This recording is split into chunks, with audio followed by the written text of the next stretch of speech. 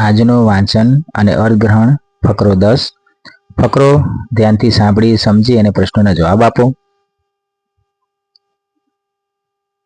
કેટલું પણ રડતું બાળક હોય, ગીજુભાઈ તેને ઉપાડી લે તો એ બાળક રડવાનું બંધ કરી દે એવું કહેવાય છે.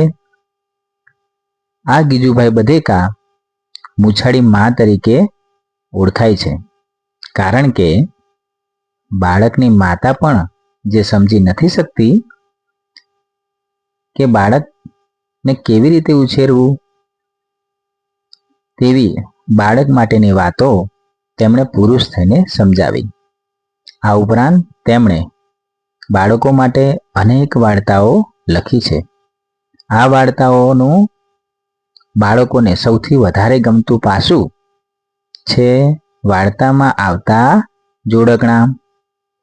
આ વાર્તાઓ બાળકોના રસને પોષે છે, એમના કુતૂહલને ઉત્તેજન આપે છે, તેમની કલ્પનાઓને જાગૃત કરે છે, તેમના વ્યક્તિત્વ ઘડતરનો અંશ બને છે અને અનેરો આનંદ આપે છે.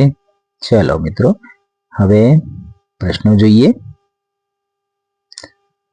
પ્રથમ પ્રશ્ન છે, બાળકોને ગીજુભાઈની વાર્તા શા માટે ગમતી હશે? બીજો પ્રશ્ન છે, ગીજુભાઈની વિશેષતા કઈ છે?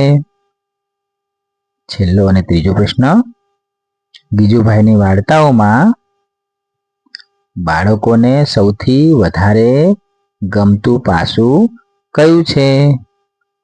આભાર.